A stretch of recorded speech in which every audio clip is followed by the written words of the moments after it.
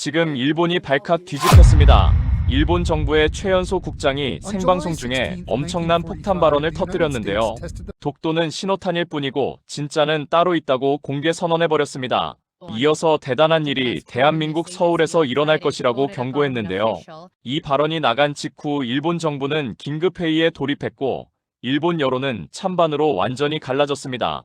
심지어 이 국장은 차기 사무차관 자리까지 박차고 나와 CNN 생방송까지 출연했다고 합니다. 도대체 서울에서 무슨 일이 있었던 걸까요? 37살 천재 관료는 왜 화려한 미래를 포기하고 진실을 선택했을까요? 그 흥미진진한 이야기 지금 바로 시작하겠습니다. 안녕하세요. 저는 나카무라 타쿠야입니다. 37살이죠. 일본 내각부 경제안보전략실 국장을 지냈습니다. 최연소 기록이었어요. 동경대 경제학부 수석 졸업 하버드 MBA를 거쳐 2013년에 내각부로 입성해서 12년을 달렸죠. 차기 사무차관 최유력 후보였습니다. 아내는 유리 전직 골드만삭스 애널리스트예요. 딸은 사쿠라 6살입니다. 완벽한 커리어였어요. 모든 게 계획대로 흘러가고 있었죠. 그런데 모든 게 무너지기 시작한 건 2025년 11월 14일 밤이었습니다. 오후 6시 국장실에 앉아 있었어요. 책상 위엔 두 가지 서류가 놓여 있었습니다. 하나는 차기 사무차관 내정통보서, 다른 하나는 미중 경쟁 구도 속 일본의 경제안보 전략 최종 보고서. 45세의 사무차관, 50세의 재무성 차관 또는 민간 이동, 모든 길이 열려 있었죠. 그런데 서랍 깊숙이 꽂혀있는 USB 하나가 계속 신경 쓰였습니다. 5년 전 27세의 제가 작성한 보고서예요. 한국을 축으로 한 공급망 재편 가능성 시뮬레이션. 당시 상부에서 정치적으로 민감하다며 묻어버린 분석이었죠. 하지만 저는 한 번도 그 파일을 삭제하지 않았습니다. 왜일까요? 지금도 정확히 모르겠어요. 그때는 제 손바닥 위에 있던 USB가 제 인생을 완전히 뒤바꿀 줄 몰랐습니다.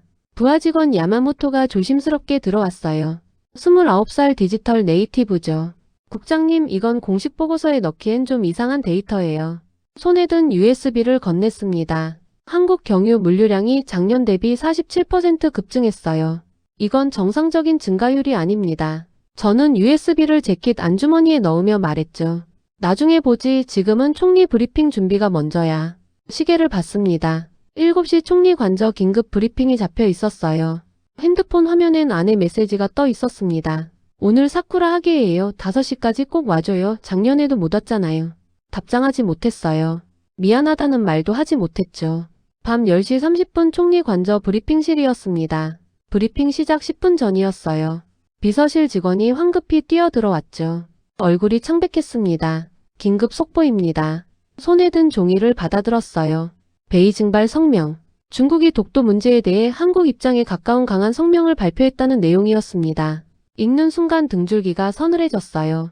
이어서 서해 남부 72시간 실사격 훈련 통보. 일본 측엔 사전 통보조차 없었죠.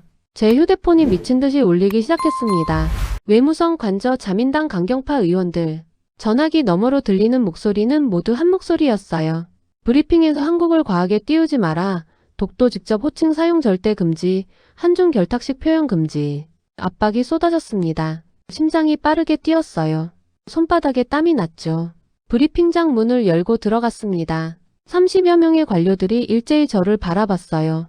긴장된 표정들이었죠. 공기가 무겁게 가라앉아 있었습니다. 저는 준비한 자료를 펼쳤어요.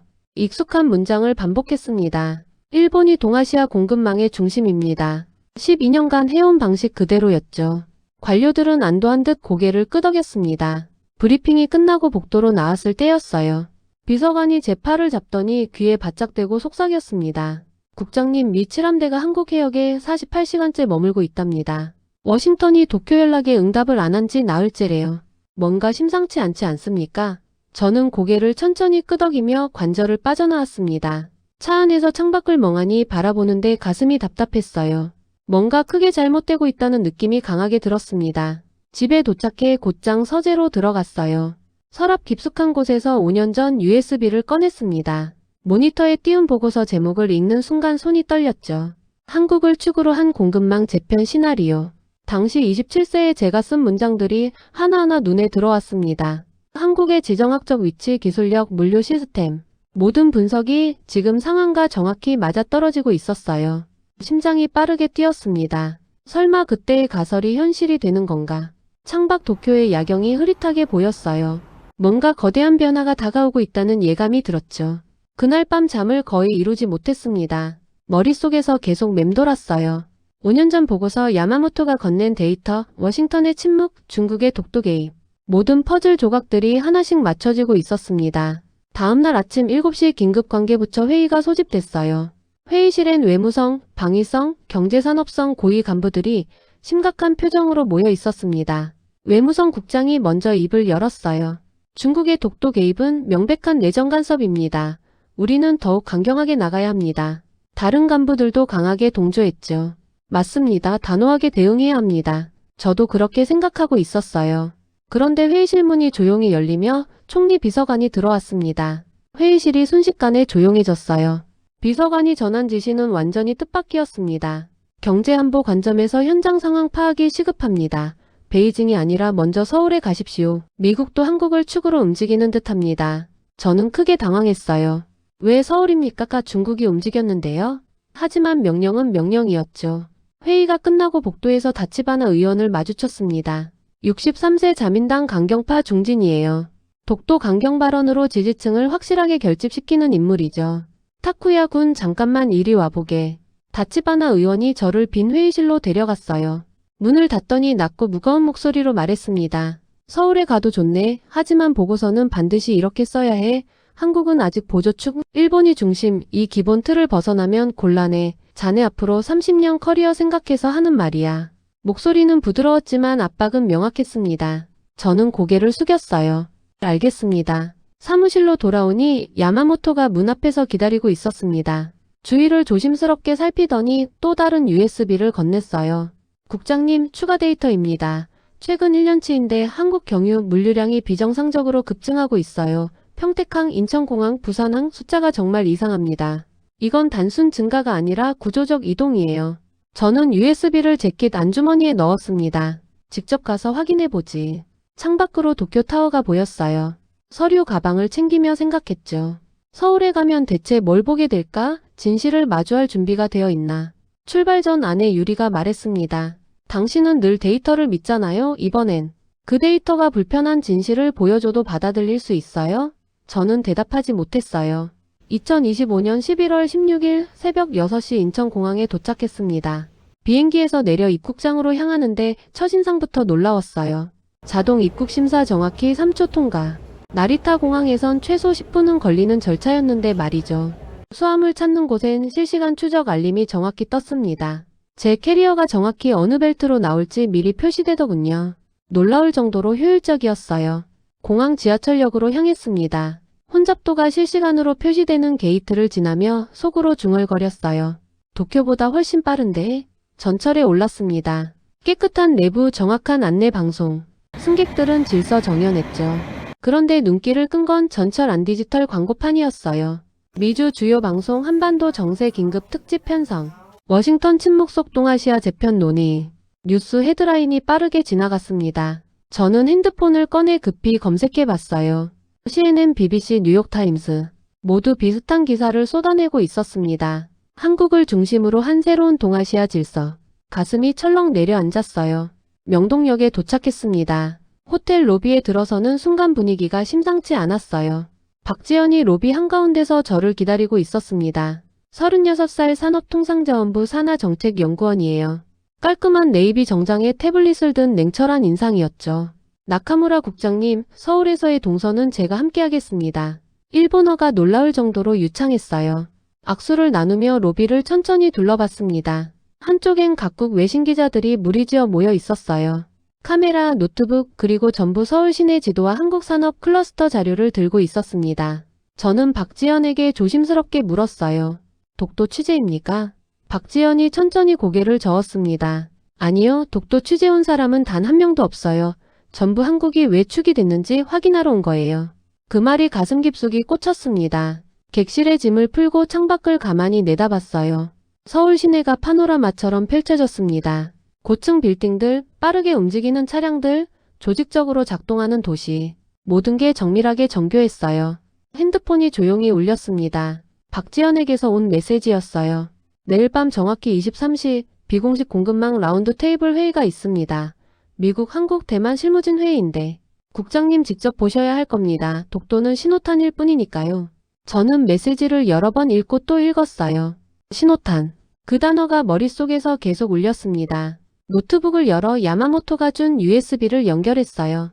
그래프들이 화면을 가득 채웠습니다. 평택항 처리량 전년 대비 38% 증가. 인천공항 화물 처리량 42% 증가. 한국 경유 반도체 배터리 물류량 폭증. 이건 단순 증가가 아니야. 완전히 구조가 바뀐 거야. 창밖을 보며 깊이 생각했죠. 내일 밤 저는 대체 무엇을 보게 될까? 11월 17일 밤 23시였습니다. 서울 시내 호텔 지하로 천천히 내려갔어요. 엘리베이터가 지하 3층에서 멈췄습니다. 문이 열리자 보안이 삼엄했어요. 입구에서 명찰을 받고 비밀유지 서약서에 서명했죠. 핸드폰은 즉시 회수당했습니다. 보안요원이 금속 탐지기로 몸을 꼼꼼하게 검사했어요. 복도를 따라 걸어가는데 긴장감이 공기 중에 느껴졌습니다. 회의실 문이 무겁게 열렸어요. 타원형 테이블에 사람들이 진지한 표정으로 앉아 있었습니다. 미국 국무부, 한국산업부, 대만 경제부, 일본 대기업 임원들. 저는 지정된 자리에 조용히 앉았어요. 로라 스미스가 회의를 시작했습니다. 42세 미국 국무부 아시아 경제안보 담당 부차관보예요. 지금 우리가 만드는 건 미얀대만 공급망의 최종 완성 버전입니다. 한국은 더 이상 단순 제조기지가 절대 아니에요. 기술, 품질 관리, 물류 허브 모든 연결고리의 핵심 중심이죠. 한국 측 실무자가 일어나 프레젠테이션을 시작했어요. 화면에 그래프가 선명하게 떴습니다. 평택항 처리량 전년 대비 38% 증가. 인천공항 화물 처리량 42% 증가. 한국 경유 반도체 배터리 물류량 폭증 그래프. 숫자들이 눈앞에서 생생하게 춤을 췄어요. 대만 측 대표가 신중하게 입을 열었습니다. 이 흐름이 끊기면 전체 라인이 완전히 마비됩니다. 우리는 이미 한국 없이는 작동할 수 없는 구조예요. 회의실이 무겁게 조용해졌습니다. 로라가 다시 단호하게 말했죠. 워싱턴 내부 표현을 아주 솔직히 말씀드리죠. 지금 동아시아의 결정축, 디시시브 엑시스는 명백히 한국입니다. 일본은 중요한 파트너지만 중심은 절대 아니에요. 제 손이 심하게 떨렸습니다. 자료를 넘기다 눈에 띈 문구가 있었어요. 회의 자료 구석에 작은 글씨로 적혀 있었습니다. 자료 출처 일본 내각부 경제안보전략실 2020년 내부 보고서. 제 심장이 멈췄어요. 5년 전 27세에 제가 직접 만든 보고서였습니다. 제 손으로 쓴 분석이 한국과 미국 전략 문서의 근거가 되어 있었어요. 가슴이 철렁 내려앉았습니다. 회의가 끝나고 복도로 나왔어요. 누군가 제 어깨를 가볍게 두드렸습니다. 돌아보니 리 나오였어요. 41세 중국 상무부 자문역 베이징 근무 시절 제 오랜 동료였죠. 타쿠야 정말 오랜만이야. 리나오가 의미심장한 미소를 지으며 말했습니다. 일본은 독도를 꺼냈고 중국은 그 카드를 전략적으로 이용했을 뿐이야. 진짜로 건드리면 절대 안 되는 대상은 한국이라는 걸 베이징도 아주 잘 알고 있어. 우린 단순히 시그널만 보냈을 뿐이지. 그의 말이 귓가에 계속 맴돌았습니다. 엘리베이터를 타고 올라가는 동안 머릿속이 복잡했어요. 모든 퍼즐이 정확히 맞춰지고 있었습니다. 독도는 정말 신호탄이었던 거예요. 객실로 돌아와 창밖을 바라봤습니다. 서울의 야경이 반짝였어요. 핸드폰을 켰습니다. 아내 유리에게서 메시지가 와 있었어요. 사쿠라가 학예회에서 1등 했어요. 아빠 자리는 비어 있었지만요. 당신은 지금 뭘 보고 있어요? 데이터예요? 아니면 진실이에요? 저는 답장을 썼습니다. 진실을 보고 있어. 그리고 무서워. 다음날 오후 2시 서울시청 대강당에 도착했습니다. 동아시아 공급망 재편과 한국의 역할 국제 포럼이 열리는 곳이었죠. 입구부터 카메라들이 즐비했어요. 로이터, AFP, 교도통신, 블룸버그, 알자지라. 객석엔 300여 명이 빼곡히 앉아 있었습니다. 저는 앞쪽 지정석에 자리를 잡았어요. 무대 위로 연사들이 차례로 올라왔습니다. 미국 브루킹스 연구원, 싱가포르 국립대 교수, 독일 경제연구소 소장. 첫 번째 발표가 시작됐어요. 브루킹스 연구원이 슬라이드를 넘기며 확신에 찬 목소리로 말했습니다. 한국은 키스톤입니다. 아치에서 중심도를 빼면 전체가 무너지듯 한국 없이는 동아시아 공급망이 작동하지 않아요. 싱가포르 교수가 힘주어 이어받았죠. 대체 불가능한 국가입니다. 기술, 물류, 시스템 안정성이 모두 완벽하게 갖춰진 유일한 국가예요. 독일 소장이 마지막으로 강조했습니다. 유럽 관점에서 객관적으로 봐도 한국은 동아시아의 확실한 앵커입니다. 객석에서 고개를 끄덕이는 사람들이 많이 보였어요. 저는 가만히 앉아 듣고 있었습니다. 일본 언론이 이 포럼을 실시간 온라인 생중계하고 있었어요. 도쿄 내각부 외무성 자민당 의원실에서도 실시간으로 보고 있다는 걸 알고 있었습니다. 질의응답 시간이 왔어요. 사회자가 객석을 천천히 둘러보다 저를 지목했습니다. 일본 내각부 경제안보전략실의 나카무라 국장님, 질문 있으신가요? 순간 객석의 시선이 일제히 저에게 쏠렸어요. 300쌍의 눈이 동시에 저를 바라봤습니다. 저는 잠시 망설였어요. 손을 들어야 할까 그냥 가만히 있어야 할까. 다치바나 의원의 차가운 경고가 선명하게 떠올랐죠. 자네 앞으로 30년 커리어 생각해서 하는 말이야. 하지만 머릿속엔 다른 목소리들이 울렸습니다. 5년 전 27세에 제가 쓴 보고서, 야마모토가 건넨 데이터들, 지하 회의실에서 본 진실, 아내 유리의 질문, 딸 사쿠라의 빈자리. 저는 천천히 손을 들었습니다. 왜 지금 한국입니까? 무엇이 한국을 이 공급망의 중심으로 만들었습니까? 제 목소리가 강당 전체에 울려 퍼졌어요. 브루킹스 연구원이 정중하게 답했습니다. 아주 좋은 질문입니다. 첫째 기술 독립성, 한국은 핵심 기술을 자국에 확실히 쥐고 있습니다. 반도체 설계부터 제조, 배터리 소재부터 완제품까지 전 과정을 완벽히 컨트롤하죠. 둘째, 지정학 대륙과 해양을 모두 연결하는 최적의 위치입니다. 중국, 일본, 동남아, 미국을 잇는 완벽한 교차점이에요. 셋째, 시스템 안정성, 예측 가능한 성숙한 민주주의, 견고한 제도, 투명한 규제 환경이 있습니다. 그리고 마지막으로 지원 동선의 완벽한 허브, 들어오고 섞이고 나가는 모든 흐름이 한국을 통과합니다. 강당이 조용해졌어요. 저는 의자에 앉아 깊게 숨을 고르고 있었습니다. 포럼이 끝나고 밖으로 나왔어요. 핸드폰을 켜는 순간 알림이 폭발적으로 쏟아졌습니다. 일본 뉴스 속보들이었죠. 일본 내각부 최연소 국장, 서울 포럼에서 한국 축농 공개 인정, 차기 사무차관 유력 후보, 이례적 질문으로 큰 논란, 정부 방침과 명백히 배치되는 발언. 손이 심하게 떨렸어요. 전화벨이 날카롭게 울렸습니다. 다치바나 의원이었죠. 받지 않을 수 없었습니다. 타쿠야 군, 방금 발언 전부 다 받네. 정부 방침과 완전히 다르던데 돌아오면 심각하게 이야기 좀 하지. 자네 커리어는 이제 끝이야. 목소리가 차갑게 식어 있었어요. 네, 알겠습니다. 전화를 끊었습니다. 등 뒤에서 차가운 식은땀이 흘렀어요. 이제 돌아갈 수 없는 강을 완전히 건넌 것 같았습니다. 하지만 후회는 전혀 없었어요. 호텔로 돌아와 노트북을 켰습니다. 이메일함이 완전히 난리였어요.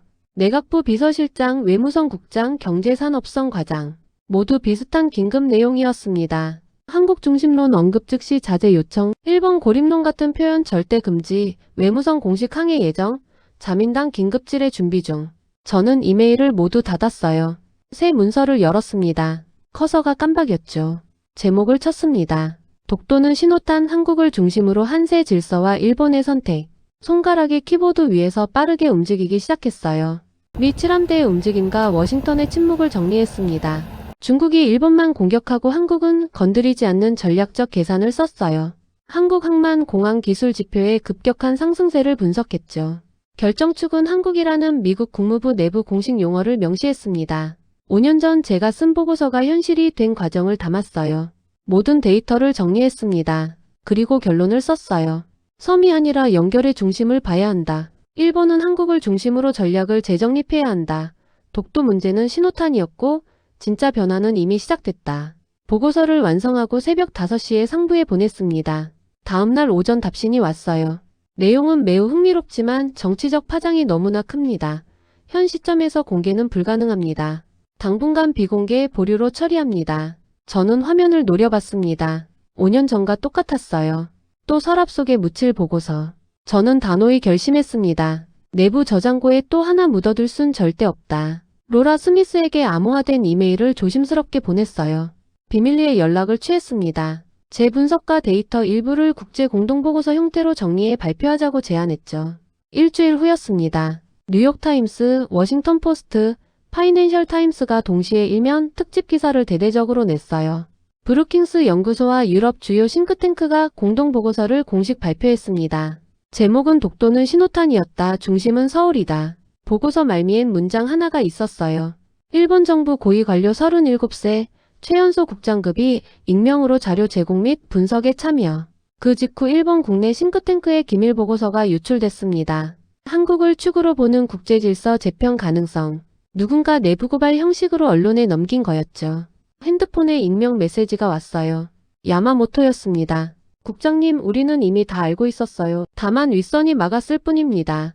진실을 말해줘서 정말 고맙습니다. 우리 세대는 국장님을 지지합니다. 저는 창밖을 가만히 바라봤습니다. 서울의 야경이 아름답게 반짝이고 있었어요. 다음날 아침 일본이 완전히 발칵 뒤집혔습니다. 포털 실시간 검색어 1위가 나카무라 타쿠야, 2위가 독도 신호탄, 3위가 한국중심론이었어요. 뉴스가 폭포수처럼 쏟아졌죠. 속보 내각부 최연소 국장 나카무라 타쿠야, 한국중심론 보고서 작성. 직접 관여 차기 사무차관 후보, 정부 방침 정면 위배, 직무 위반 여부 긴급조사 착수. 자민당 강경파 의원들이 긴급 기자회견을 열었습니다. 배신자 엘리트의 오만 즉각 파면하고 엄중 징계해야 한다. 보수 언론도 가세했어요. 일본의 국익을 심각하게 해치는 용납 불가 발언, 공무원으로서 자격 전혀 없다. 핸드폰이 쉴 새 없이 울렸습니다. 하지만 반대의 목소리도 점점 커졌어요. 젊은 관료들이 온라인 커뮤니티에 긴 글을 올렸습니다. 드디어 누군가 현실을 직시했다. 이게 진짜 국익 아닌가요? 대학생들이 캠퍼스 곳곳에서 토론을 시작했죠. 일본이 중심이라는 환상에서 깨어나야 한다. 경제 전문가들이 신문에 칼럼을 썼습니다. 나카무라 국장의 분석이 데이터상 정확하다. 현실을 부정하는 게 훨씬 더 위험하다. 여론이 완전히 둘로 갈라졌어요. CNN 도쿄지국에서 연락이 왔습니다. 워싱턴, 서울, 도쿄 3자 생방 특집 토론을 기획 중입니다. 주제는 동아시아의 결정축은 어디인가입니다. 참여하시겠습니까? 저는 잠시 깊이 생각했어요. 그날 저녁 내각부 인사과장이 직접 전화했습니다. 나카무라 국장, 지금이라도 공식 발언을 철회하십시오. 사과문을 내면 좌천 정도로 조용히 마무리할 수 있습니다. 저는 대답하지 않았어요. 밤늦게 아내 유리와 거실 소파에 마주 앉았습니다. 당신 뉴스 다 봤어요. 유리가 조용하지만 단호하게 말했죠.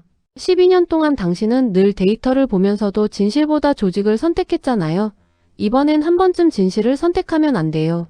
사쿠라한테 떳떳한 아빠가 되고 싶지 않아요? 유리의 눈빛이 진지했습니다. 저는 천천히 고개를 끄덕였어요.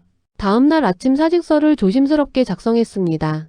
내각부 인사과에 직접 제출했죠. 그리고 공식 성명을 발표했습니다. 특정 정부의 입장이 아닌 한 명의 독립된 동아시아 전문가로 토론에 나서겠습니다.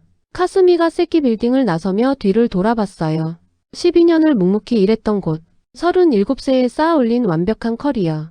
차기 사무차관 내정. 모든 것을 버렸습니다. 가벼운 마음이었어요. 무거운 짐을 내려놓은 것 같았죠. 놀라울 정도로 자유로웠습니다. 이틀 후 CNN 서울 스튜디오였습니다. 3자 생방송 준비 중이었어요. 워싱턴 앵커가 중계를 총괄 진행했습니다. 서울 스튜디오에 제가 앉아 있었고 도쿄 스튜디오엔 다치바나 의원이 대기하고 있었어요. 방송 30초 전이었습니다. 심장이 빠르게 뛰었어요. 방송이 시작됐죠. 앵커가 차분하게 질문했습니다. 나카무라 씨, 당신은 왜 독도는 신호탄, 중심은 서울이라고 주장하십니까?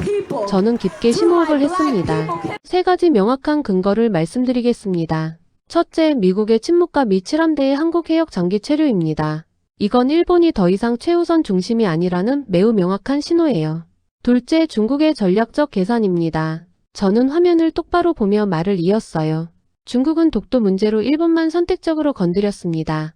한국은 전혀 건드리지 않았죠? 왜일까요? 한국을 중립 또는 우호 관계로 확실히 묶어두려는 치밀한 계산입니다. 셋째, 객관적 수치 지표입니다. 한국의 항만 처리량, 공항 화물량, 반도체 생산량, 배터리 수출량, 모든 수치가 폭발적으로 증가하고 있어요. 그리고 미국 국무부 내부에서 공식적으로 사용하는 표현이 있습니다. 디시시브 엑시스 코리아 결정축은 한국이라는 의미죠. 도쿄 스튜디오에서 다치바나 의원이 강하게 반박했어요. 명백히 일본을 폄하하는 발언 아닙니까? 일본은 여전히 세계 3위 경제 대국이고 기술 강국입니다. 저는 차분하고 단호하게 답했습니다. 폄하가 절대 아니라 냉정한 현실입니다. 일본이 여전히 중요한 나라라는 건 당연히 맞아요. 하지만 공급망의 결정적 중심은 명백히 이동했습니다. 섬 하나를 지키는 것도 물론 중요하지만 연결의 핵심 중심을 잃으면 나라 전체가 고립됩니다. 워싱턴 앵커가 추가 질문을 던졌죠. 그렇다면 일본은 구체적으로 어떻게 해야 합니까? 저는 잠시 생각하고 명확히 답했습니다. 현실을 있는 그대로 직시하고 한국과 전략적으로 협력해야 합니다. 중심이 이동했다는 걸 솔직히 인정하는 게 첫걸음이에요. 방송이 끝났습니다. 스튜디오를 나오는데 핸드폰이 울렸어요. 일본 반응을 확인했죠. 여전히 찬반이 격렬하게 갈렸지만 젊은 세대의 반응은 확실히 달랐습니다. 필수 시청 영상이라는 댓글들이 빠르게 쏟아졌어요. 나카무라 국장 말이 데이터상 정확하다. 현실을 계속 부정하는 게 훨씬 더 위험하다. 37세에 이런 용기를 낸 게 대단하다. 며칠 후 저는 도쿄의 조용한 작은 카페에 앉아 있었습니다. 노트북 앞에 소형 카메라를 조심스럽게 설치했어요. 첫 유튜브 영상 촬영이었죠. 녹화 버튼을 천천히 눌렀습니다. 안녕하세요. 전 일본 내각부 경제안보전략실 국장을 지낸 나카무라 타쿠야입니다. 37세입니다. 저는 12년 동안 일본이 영원한 중심이라고 확고히 믿어왔습니다. 동경대를 나오고 하버드에서 공부하며 일본 제조업이 세계 최고이고 일본 없이는 아시아가 절대 돌아갈 수 없다고 진심으로 생각했죠. 하지만 지금 축은 명백히 움직였습니다. 독도는 단순한 신호탄이었어요. 진짜 중심은 서울입니다. 객관적 데이터가 명확히 증명하고 미국이 전략적으로 선택했고 전 세계가 조용히 인정하고 있어요. 일본은 이 냉혹한 현실을 정확히 어떻게 받아들여야 할까요? 저는 앞으로 이 채널에서 불편하지만 진실된 이야기를 계속하겠습니다. 제 딸이 20년 후 이 영상들을 보면서 아빠는 진실을 선택한 사람이었구나라고 생각해 주길 바랍니다. 영상을 업로드했습니다. 핸드폰에 메시지가 왔어요. 박지연이었습니다. 선생님, 한미대만 공급망 다큐멘터리가 정식 승인 났어요. 첫 촬영지는 서울과 평택항입니다. 메인 해설자로 꼭 모시고 싶어요. 언제쯤 오실 수 있으세요?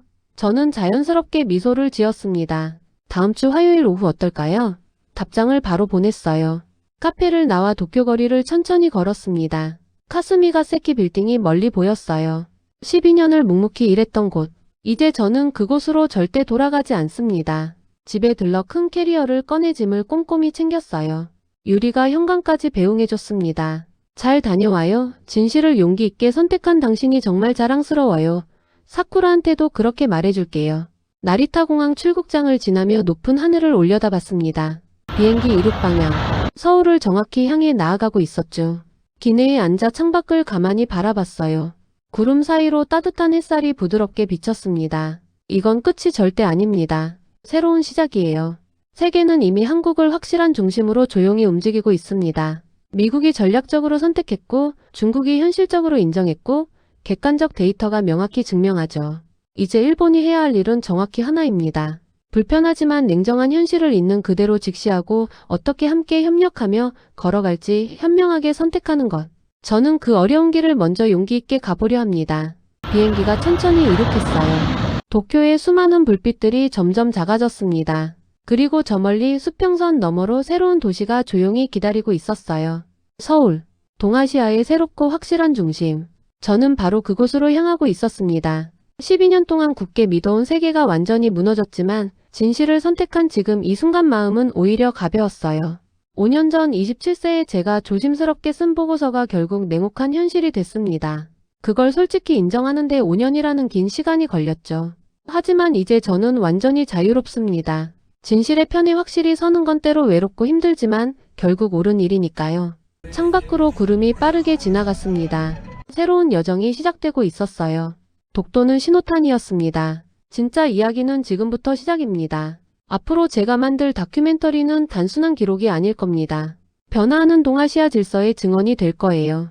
한국이 어떻게 중심이 됐는지, 일본은 무엇을 놓쳤는지, 그리고 앞으로 우리가 어떻게 협력해야 하는지. 12년간 관료로 살며 쌓은 경험과 지식을 이제 진실을 위해 사용하려 합니다. 더 이상 서랍 속에 묻힐 보고서는 없을 겁니다. 비행기가 점점 고도를 높였어요. 저는 눈을 감았습니다. 마음속으로 다짐했죠. 이제 시작입니다.